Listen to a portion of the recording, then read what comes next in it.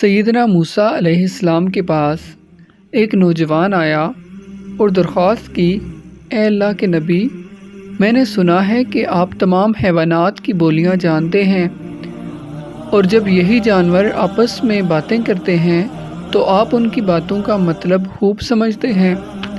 آپ یہ فن مجھے بھی سکھا دیجیے تاکہ میں بھی جانوروں کی بولیاں سن کر خدا کی معرفت حاصل کر سکوں۔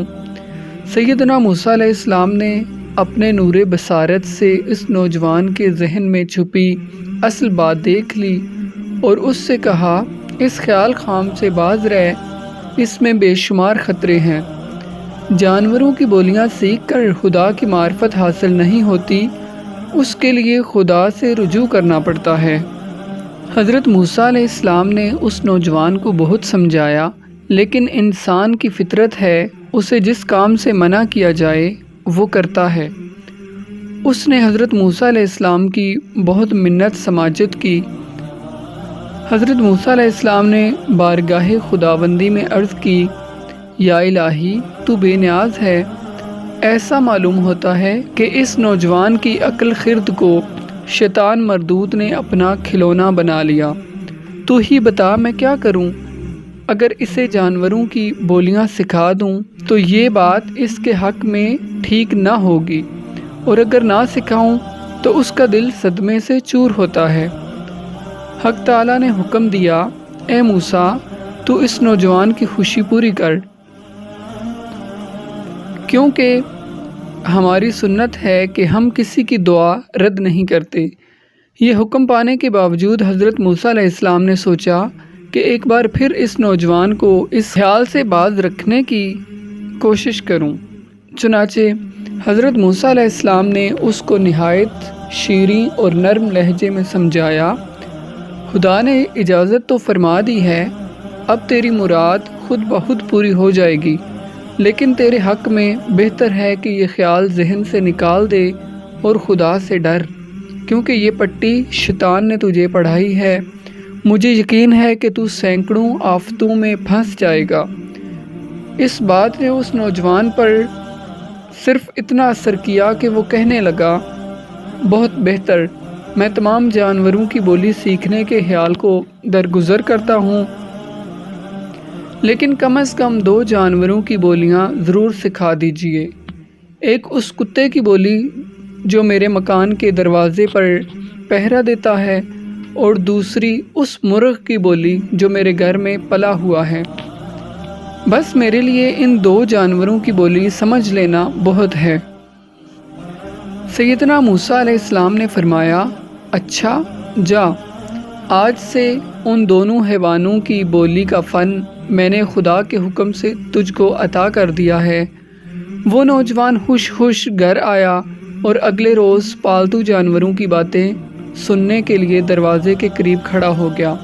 تھوڑی دیر بعد گھر میں کام کرنے والی خادمہ ہاتھ میں کپڑے لیے دروازے پر آئی۔ اس میں رات کا بچا کچا روٹی کا ایک ٹکڑا تھا، وہ خادمہ نے باہر پھینک دیا۔ اسی وقت مرغ پھڑپھڑاتا ہوا آیا اور وہ روٹی کا ٹکڑا اٹھا کر اپنی چونچ میں لیا۔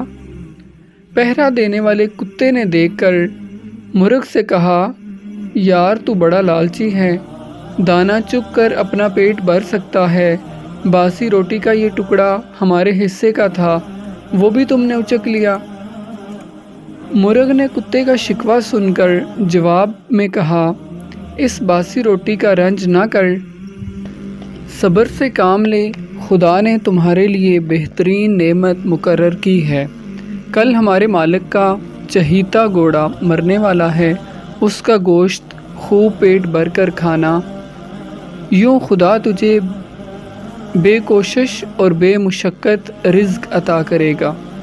اس نوجوان نے مرغ کی بات سنتے ہی گھوڑا کھولا، بازار میں جا کر بیچا اور خوشی خوشی گھر واپس آ گیا۔ اگلے روز پھر خادمہ نے دسترخوان جھاڑا تو روٹی کا ٹکڑا زمین پر گرا اور مرغ ایک مرتبہ پھر اچک کر لے گیا اور کتا منہ دیکھتا رہ گیا۔ آخر اس نے مرغ سے کہا، تو بڑا چالاک اور فریبی ہے، تو نے کل کہا تھا کہ آقا کا گھوڑا مر جائے گا، اور مجھے خوب پیٹ بھر کر گوشت کھانے کو ملے گا۔ اب بتا گھوڑا کہاں مرا؟ آقا نے اسے بازار میں لے جا کر فروخت کر دیا۔ معلوم ہوتا ہے تو ازلی جھوٹا ہے، سچائی تیرے مقدر میں نہیں۔ مرغ جھوٹا نہیں، بڑا باخبر تھا۔ اس نے جواب دیا، گھوڑا مرنے ہی والا تھا، یہاں نہ مرا تو دوسری جگہ جا کر مر گیا۔ ہمارا آقا گھوڑا بیچ کر نقصان سے تو بچ گیا، اور بظاہر اپنا نقصان دوسرے کی گردن پر ڈال دیا، لیکن فکر نہ کر، کل انشاءاللہ اس کا اونٹ مر جائے گا اور تو اس کا گوشت خوب پیٹ بھر کر کھا لینا۔ نوجوان نے یہ بات سنی تو فوراً اونٹ کو بازار لے جا کر فروخت کر ڈالا اور جانور کے مرنے کے صدمے اور رقم کے نقصان سے چھٹکارا پایا۔ دل میں ہوش تھا، ان جانوروں کی بولیاں سیکھ کر فائدے میں رہا۔ تیسرے دن کتے نے مرغ سے کہا، تو بڑا فریبی نکلا، آخر جھوٹ بول کر مزہ آتا ہے تم کو؟ مرغ نے کتے کی بات سن کر کہا، میں جھوٹ نہیں بولتا۔ مالک نے اونٹ کو لے جا کر بیچ ڈالا اور پیسے جیب میں رکھے۔ اب وہ اونٹ جس بدنصیب نے خریدا اس کے گھر جا کر مر گیا ہے۔ بہرحال تو غم نہ کر، کل ہمارے آقا کا غلام مر جائے گا، موت نے اس کو تاک لیا ہے۔ غلام کے مرنے کے بعد آقا فقیروں کو روٹیاں اور گوشت بانٹنے کا اہتمام کرے گا، پھر تیرے مزے ہی مزے۔ مرغ کی بات سنتے ہی نوجوان نے غلام کو ایک شخص کے ہاتھ اچھی قیمت پر بیچ دیا اور نقصان سے بچ کر جی میں بہت خوش ہوا۔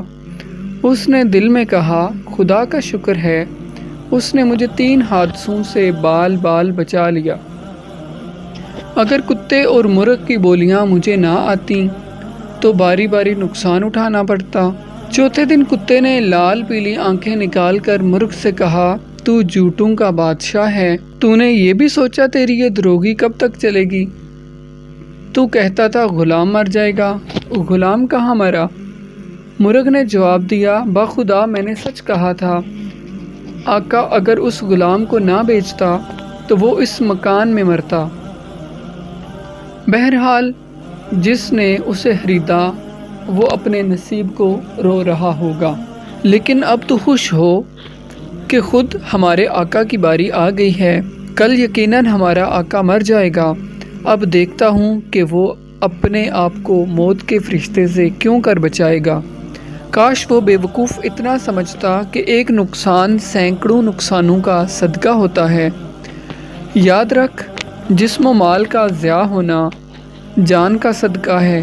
دنیاوی معاملات میں بعض اوقات انسان زر و مال خرچ کر کے اپنی جان بچا لیتا ہے، لیکن افسوس انسان قدرت کے رازوں سے بے خبر ہے۔ وہ اپنا مال بچانے کی کوشش کرتا ہے اور نہیں جانتا کہ وہی مال اگر اپنی ذات پر سے صدقہ کرے تو نقصان فائدہ بن جائے۔ خیر اب تو قصہ ہی تمام ہوا چاہتا ہے۔ آج ہمارا آقا سوئے عدم روانہ ہو جائے گا، پھر اس کے رشتہ دار گائے ذبح کریں گے اور دیگیں چڑھیں گی، فقیروں اور محتاجوں کا ہجوم ہوگا، روٹیوں کے ٹکڑے اور ہڈیاں بوٹیاں اس قدر کثرت سے تجھے کھانے کو ملیں گی کہ تمہارا جی بھر جائے گا۔ ہاں، گھوڑا، اونٹ اور غلام کی موت ہمارے بے وقوف اور مغرور آقا کی جان کا بدلہ تھا۔ مال کے نقصان اور اس کے رنج و الم سے محفوظ رہا، لیکن اپنی جان گنوا دی۔ آقا نے مرغ کی زبانی اپنے مرنے کی خبر سنی تو اس کے پیروں تلے زمین نکل گئی، ہاتھ پاؤں میں دم نہ رہا، گرتا پڑتا بدحواس بدحال موسیٰ علیہ السلام کی خدمت میں حاضر ہوا اور ساری داستان سنا کر فریاد کی، اے خدا کے سچے نبی، مجھے ملک الموت کے پنجے سے بچائیے۔ اس نوجوان نے ایک مرتبہ پھر موسیٰ علیہ السلام کی منت سماجت شروع کی اور اس قدر رویا کہ موسیٰ علیہ السلام کو اس پر رحم آیا اور ارشاد ہوا، اے نوجوان، اب تیر کمان سے نکل چکا اور چھوٹا ہوا تیر کبھی واپس نہیں آتا۔ خدا نے تیرے گھر کو دیکھ لیا ہے اور اسے ٹالنا میرے بس میں نہیں۔ ہاں بارگاہ الہی میں تیرے لیے درخواست پیش کرتا ہوں کہ جب تیری روح بدن کا ساتھ چھوڑے تو ایمان کی دولت تجھے نصیب ہو۔ زندہ وہی ہے جو ایمان سلامت لے جائے۔ ابھی پیغمبر خدا کی بات پوری نہ ہوئی کہ اس کا جی گھبرانے لگا، ہاتھ پاؤں سن ہو گئے، یکا یک خون کی الٹی ہو گئی۔ اس کو یہ ہیضے کی الٹی نہ تھی بلکہ موت کی الٹی تھی۔ اسی وقت 4 آدمی اسے کندھوں پر اٹھا کر گھر لے گئے۔ مکان پر پہنچے، اس پر نزع کا عالم طاری ہو گیا، زبان بند ہو گئی۔ آخرکار اس نے ایک ہچکی لی اور اپنی جان آفرین کو سونپ دی۔ سیدنا موسیٰ علیہ السلام نے خبر سنی تو بارگاہ الہی میں دعا کی، اے اللہ اسے ایمان کی دولت نصیب فرما، اپنی شان کے صدقے اسے بخش دے۔ ہر چند اس نے گستاخی اور ضد کی لیکن وہ نادان تھا۔ محترم عزیز دوستو، اللہ پاک نے اس کائنات میں جو چیزیں انسانوں کے لیے مخفی رکھی ہیں اس میں ہمارا ہی فائدہ ہے، لیکن بعض اوقات انسان قدرت کے فیصلوں کے خلاف جاتا ہے اور ہمیشہ نقصان اٹھاتا ہے۔ انسان بعض اوقات قدرت کو چیلنج کرتا ہے اور ہمیشہ نقصان اٹھاتا ہے۔ جب انسان قدرت کے خلاف جائے گا، جب انسان اللہ کے کاموں میں گستاخی کرے گا، تب انسان نقصان اٹھائے گا۔ اللہ پاک نے ہمارے لیے جو مقرر کر رکھا ہے اس میں ہماری بہتری ہے، اس لیے کبھی بھی قدرت کے فیصلوں میں دخل اندازی نہیں کرنی چاہیے، ورنہ ہمیشہ نقصان اٹھانا پڑے گا۔